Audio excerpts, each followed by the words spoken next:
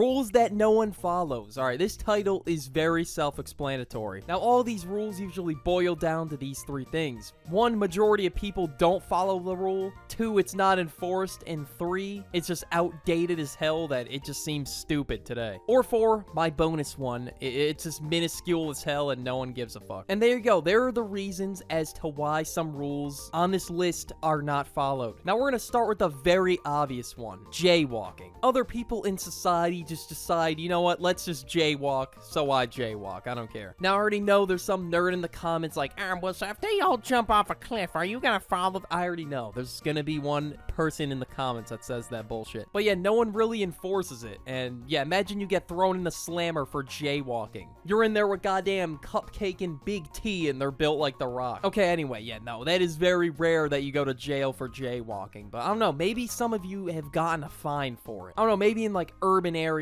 they're more on dick about it, or in other countries, but at least where I'm from in the US, I don't know, it just isn't really enforced at all. Next, we have a little bit of a societal rule, which is a dress code. Now, people that work in areas where you need a dress code, they follow it, but to a certain extent. Like, they don't go all out every single day for work. At most fancy restaurants, I wasn't all the way there on the dress code, but they still let me dine. Because, duh, they want to make money. Like, that's the whole point. But one restaurant actually did care about the dress code. Even though we were in business casual, apparently it was business professional, and they cared. And everyone stared at me and my friends like we were some sort of delinquents about to rob the place. But yeah, that was the only time I've seen a dress code actually enforced. And when I did presentations or speeches in college, I never had to be fully there on the dress code. I only had to follow it to a certain extent. Like, I didn't have to go all the way, if that makes sense. I literally have on shorts and a t-shirt right now, bro. Like, we're not doing that. And there's some cases where it's a given you have to dress up like a wedding. Like, you would look stupid as hell if you were wearing like a fucking anime t-shirt at a wedding. Like, at work, is it really gonna affect your job that much? No. Now, for the third rule, we have no coats inside. Now, for this one, I personally put on a jacket. I don't know if you can hear it, but it's on. Like, seriously, what do you think a coat is gonna do? No clue. But it's like the no hats in school rule. Apparently, wearing a coat is a distraction. Like, this one's usually in like offices or restaurants or schools. Like, it's cold as hell where I live currently, so why would I not wear a jacket? If I happen to be cold indoors, I'm wearing it. I'm sorry. Too bad if it makes me,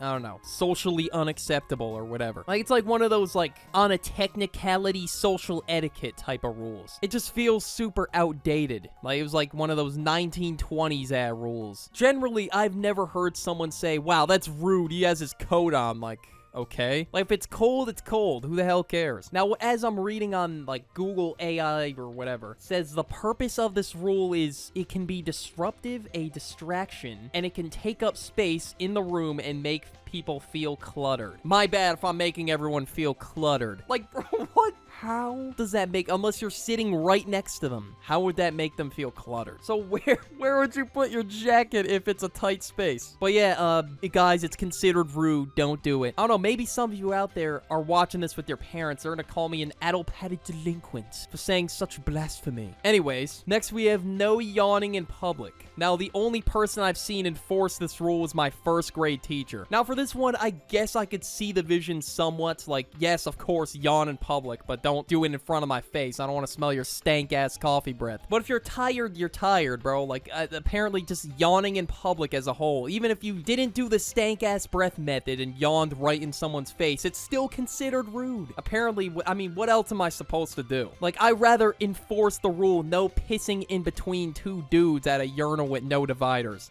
Like, that's rude. That's ignorant, bro. You're messing up my piss. Now, if you're over there, like, screaming like, "Aah!" Yeah, obviously it's a little much, but if you just cover your mouth, then how is that even considered rude? But yeah, I don't know. People are just quiet about it anyway. They're discreet. Well, most people are super discreet about it, so it shouldn't really be an issue. Grammar. Now, I never followed this one ever in my entire life. When I was applying for jobs, sending out my application emails, I wasn't sitting there making sure like, oh, the grammar is going to be 100% correct. And it doesn't matter because they'll hire anybody with a pulse. I don't know. Some places do. Like, I'm more concerned concerned about getting my point across rather than figuring out, like, oh, what's the grammar on this? Like, obviously, don't, like, speak in caveman in your emails or whatever, because you're going to get clowned. Like, at least put a subject line and all that shit. Because, like, people put mistakes in emails all the time. We're not gonna sit there and read it like we're a damn robot all day. But yeah, I really don't know shit about commas anymore. And yeah, that's why I'm a YouTuber and I don't work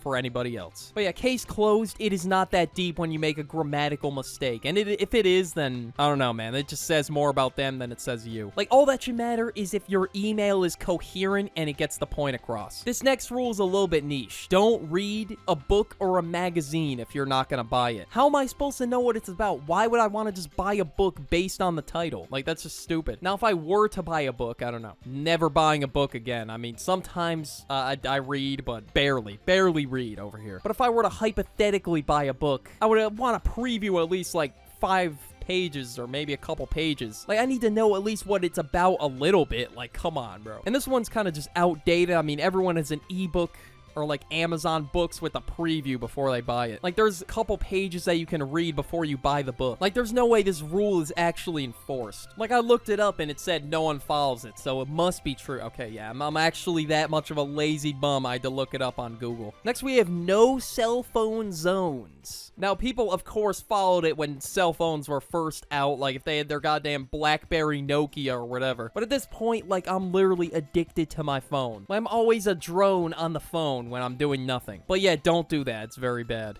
But seriously, no cell phone zones, I don't know, are for like movie theaters and like doctor's offices. There's no phones type of rules. But if it's an emergency, you gotta use it. And at this point, I'm just too addicted to my phone not to use it. But yeah, even though it says no cell phones at all, people just mainly use it discreetly, which is probably what everyone would do in that type of situation. Respect your elders. Now look, I will only respect them if they're respectful to me. If they're sitting here disrespecting me, I'm not gonna respect them just because they're older than me. The logic there just doesn't make sense. Like, the respect should be mutual both ways. Both people should respect each other. I don't know. Shower before using a public pool. Okay, public pools are filled with piss. Why would I want to take a shower before using a public pool if it has remnants of piss and it smells like strong-ass chlorine? Like, if you're not a Discord mod status, then this one shouldn't be a problem. Smelly, sweaty Discord mods, yeah, you might want to hop in that shower before using the pool. But the strong-ass chlorine is gonna mask the smell anyway, so I don't know. I mean, I can't really disagree with the rule because, you know, it's preventing people from being musty. But I will say, though, that no one really follows it because I've never done it in my life. I don't know. I've never heard of it until I looked it up. I don't know. Could be a land of the quarter pounder type of thing where the US doesn't really do it, but I've never heard of that in my life. And similar to the coat rule, there's also the hat rule for when it comes to hats inside. I mean, yeah, duh, we all know this one. Okay, at least I've heard of this rule, but still, it's just stupid. Like, the only purpose for this rule is, I guess, if someone wears like some wackadoodle hat with like some contraption on it, and it's like a big ass hat and it's blocking your view. Okay, I could see why, but most people wear caps or beanies or I don't know, whatever. Like, they're not a distraction. No eating at your desk. Now, this one applies in the workplace or at school. All right, if I'm hungry, I'm hungry. I don't care. I'm eating. Like, it would affect on how I do my job. So, of course, I'm gonna have to eat. Like, it is what it is. Like, if I haven't eaten all day and I'm still on the job and I'm hungry, I don't care. I'm munching at the cubicle. Don't care. But yeah, I'm an unemployed YouTuber, so fortunately, I don't have to deal with that. No elbows on the table. Now, when I was younger, my parents would enforce this, but they just stopped caring. Like, I'm not trying to be that self-conscious and aware of what my arms are doing. But obviously, if I'm in close quarters, I'm not gonna do that. I'm not gonna get in the way of Uncle Jim's meal. But if I have room, I'm doing it. I don't care. And if I've had a long day and I want to rest my head on my hand, I gotta put my elbow on the table, I'm doing it. Sorry, lock me up, officer. I'm putting my elbow on the table. Starting sentences with but. This is what I meant by the grammar thing earlier. Apparently, it's improper to start your sentences with but I'm gonna do it right now. I don't care. Breakfast foods. Like, eggs are for breakfast, and this is for lunch, and that's for dinner. Yeah, I kind of just eat lunch at like 4 p.m. So, this one for me at least, is down the drain. And having breakfast items for dinner is so tough. You cannot tell me otherwise. That shit is so tough. I don't know who made this rule of thumb and why we follow it, but it just goes astronomically tough when you don't. Next, we have the speed limit. Now, the speed limit, of course, it needs to be there. Obviously, it's gotta be there because If it wasn't, people would just drive like idiots. But most people follow the speed limit to a certain extent. They're not gonna, like, stalk their speedometer. Like, oh my god, I'm going 1 over the speed limit. Like, nobody does this. Like, come on. Like, let's live a little bit. Like, no one does that shit. But if you happen to go the speed limit, I mean, it is what it is, but you don't really pay attention to detail on the speed limit. Obviously, if you're putting up Marquez Brownlee numbers on the speed limit, then yeah, no, definitely you gotta lock in with that speed limit. And you also gotta lock in and watch this video about the unwritten rules that you should follow. Watch this video right now. Do it. Go.